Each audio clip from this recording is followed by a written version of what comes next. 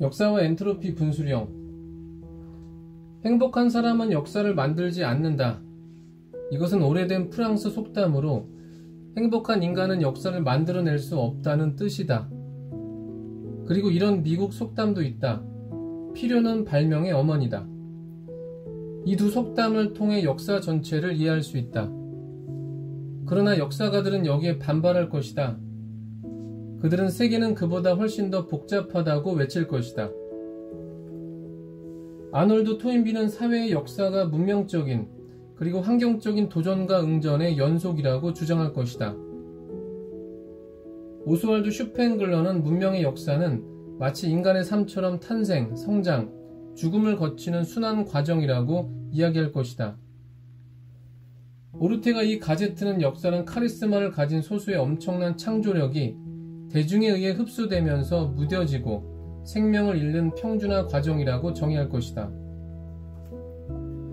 마르크스 같으면 역사는 변증법적이고 유물론적이며 역사의 한 단계가 펼쳐질 때마다 그것을 파괴할 씨앗이 이미 그 안에 잉태되고 있고 새로운 현실의 태아가 그것을 배치한다고 주장할 것이다.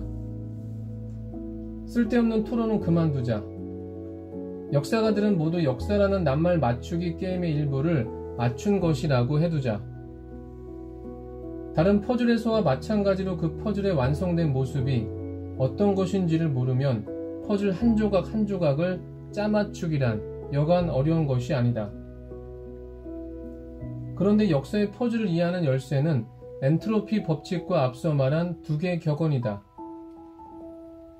역사를 개인 수준으로 끌어내리면 모든 것이 분명해진다. 우리가 현재 삶의 방식에 대해서 매우 만족하고 행복해 한다고 치자. 그러면 우리는 생활 방식을 근본적으로 바꾸는 일 따위는 생각지도 않을 것이다. 좋은 것을 부수지 말라는 속담 그대로다. 개인 차원에서 우리는 현재 우리 삶의 방식이 어떤 식으로든 실패하고 있을 때 그 방식을 바꾸고자 노력한다. 우리는 모두 개인적인 위기를 경험했다. 우리 삶을 다시 한번 들여다보는 고통도 겪었고 새롭고 알지 못할 무엇인가를 시도할 때의 공포도 느껴보았다. 그런데 바로 이렇게 기존 방식이 더 이상 통하지 않을 때 우리는 탈출구에 대해 생각하기 시작한다. 우리의 사고력과 감정이 가동되기 시작하고 이런저런 대안을 가지고 고민하며 이런저런 실험을 해본다. 마지막에 가서 우리는 가능성 있는 대안 하나 또는 몇 개에 매달려서 이를 해결하려고 한다. 적어도 다음 위기가 닥칠 때까지 말이다.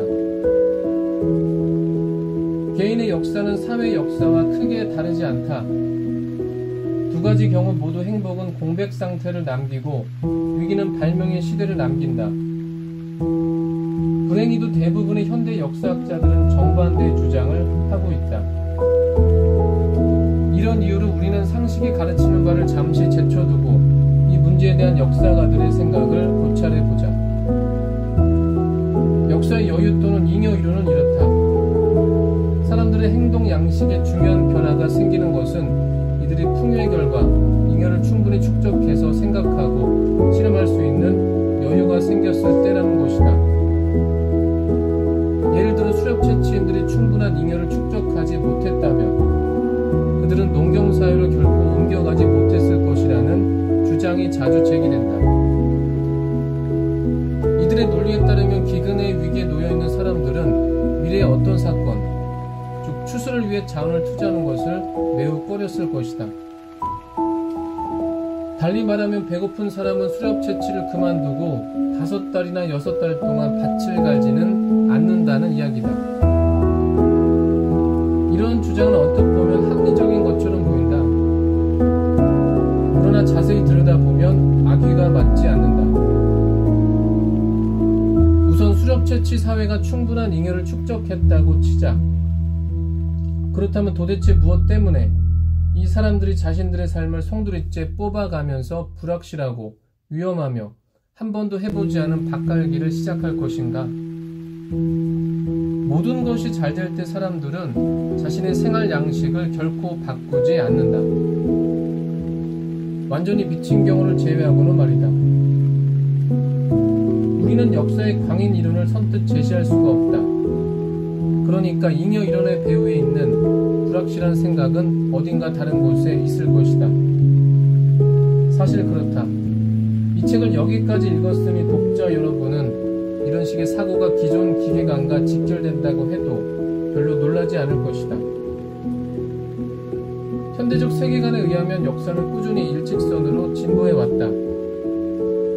이 진보의 과정에서 어떤 시대가 확보한 잉여의 덕분으로 사람들은 새로운 도구와 기술을 발명하는데 필요한 자유시간을 얻었다. 새로운 도구와 기술로 인해서 사람들은 더욱 물질적 잉여를 이루게 되었고, 이로 인해 더욱 시간이 남아 돌아서 더욱 발달된 도구와 기술을 개발했고, 이는 더 큰 잉여를 낳는 식으로 계속 발전해 왔다는 것이다. 세계라는 기계는 더욱 효율화되고 개선되고 확장되어 왔으며, 우리의 삶은 이 과정에서 더욱 안전하고 안락해졌다. 이것이 우리의 세계관이다. 우리는 이런 식으로 세상을 파악해온 것이다. 이로 인해 우리 주변의 세상이 온통 엉망인 것도 이상할 것이 없다. 사실 역사는 우리가 세뇌당한 것과는 완전히 반대 방향으로 전개되어 왔으니까 말이다. 여러 가지 증거로 미루어 볼 때 수렵 채취인들은 필요에 의해서 농경을 시작했다. 사냥감과 식용식물은 점점 줄어들었고, 새로운 사냥터도 사라졌고, 활동 영역을 넓힌다는 것도 불가능해졌다. 생존 위기에 직면한 이들은 실험을 할 수밖에 없었다.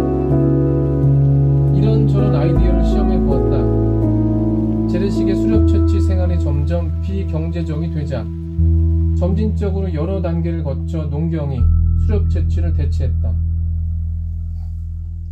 오늘날 남아있는 수렵 채취 사회에 대한 연구는 결핍, 위기, 실험의 이론을 뒷받침한다. 그러나 역사상의 수많은 변화 중 하나일 뿐인 정착 농경의 등장만 계속해서 되뇌일 필요는 없다. 우리는 그때 이후 인간의 문화에 일어난 주요 변화의 기록을 갖고 있기 때문이다. 그리고 그 기록들을 보면 큰 변화는 예외 없이 풍요함의 축적 결과에서 나온 것이 아니라 기존의 원천이 고갈되었기 때문에 일어났다.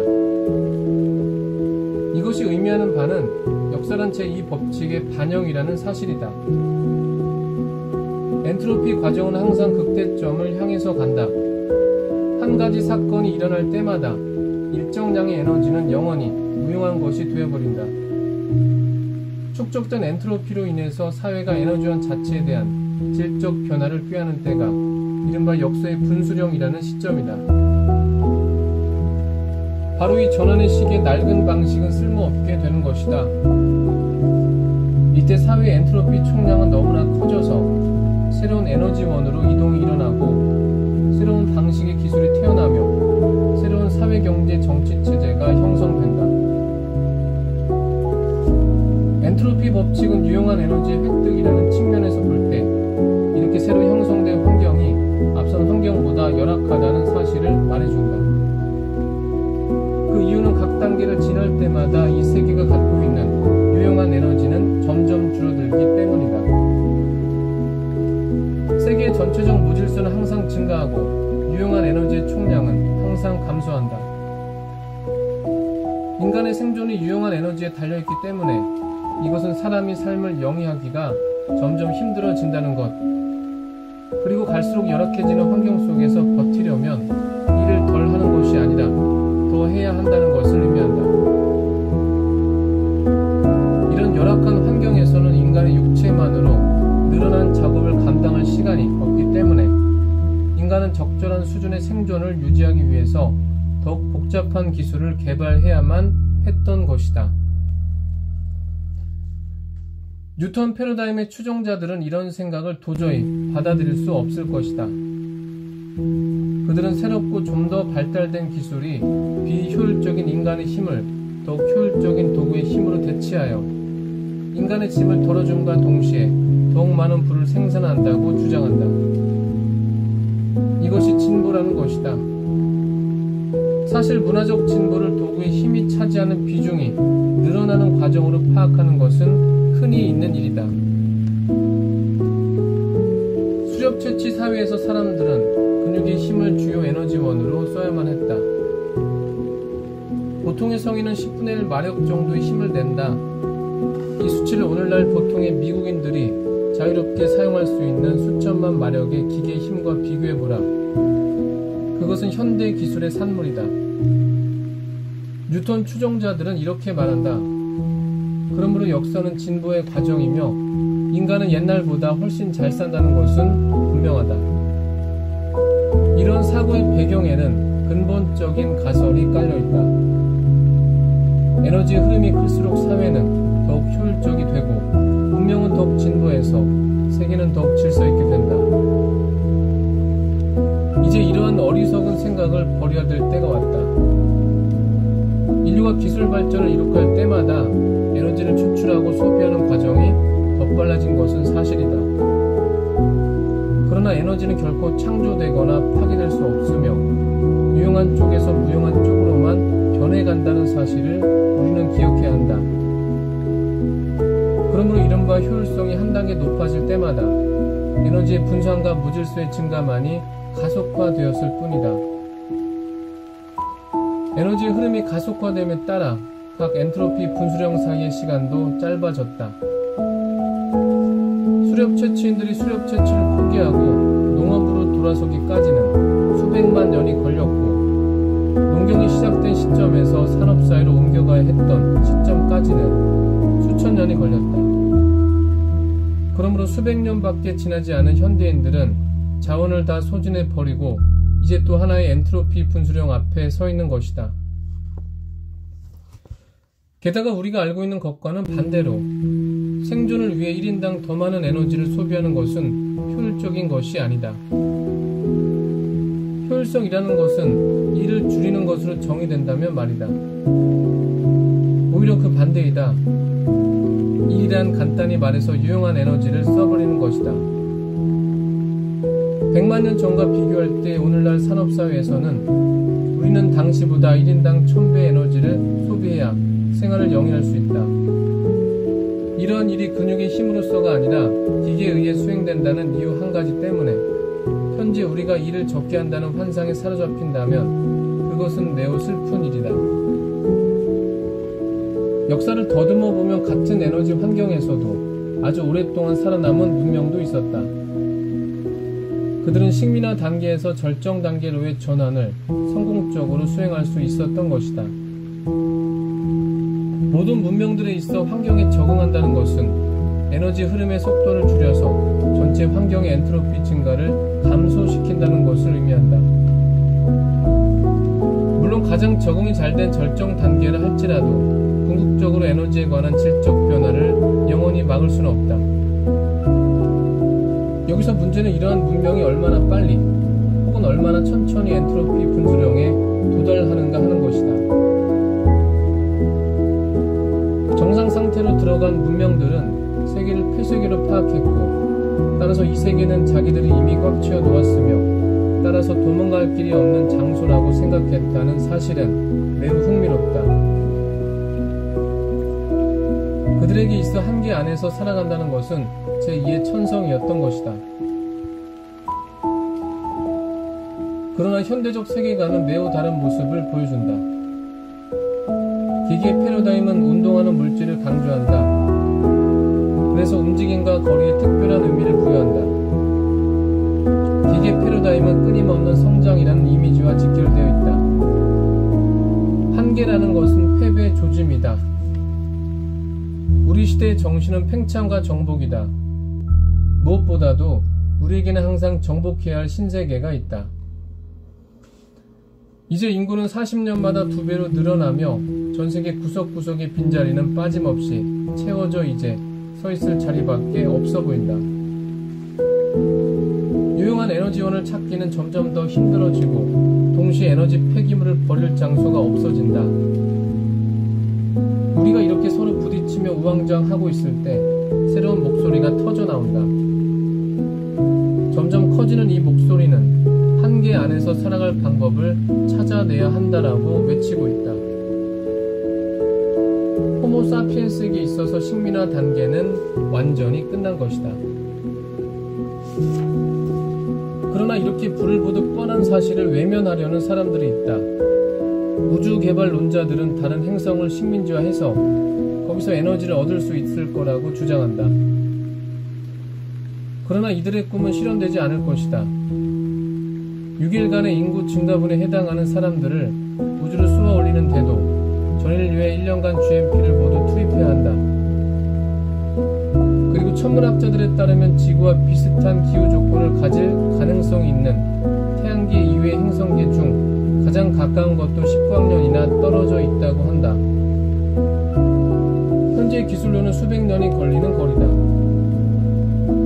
그리고 그곳에 간다 하더라도 생명을 유지할 수 있을지도 알 수 없다.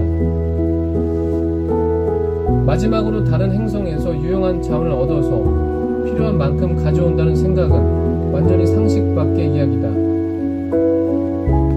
지구에서조차 새로운 광물 자원을 캐는 일은 엄청난 비용이 요구되는데 자원이 묻혀있는 행성을 발견했다고 하더라도 그 먼 곳에서 광물을 캐서 지구까지 가져오는 비용을 감당할 방법이 없다.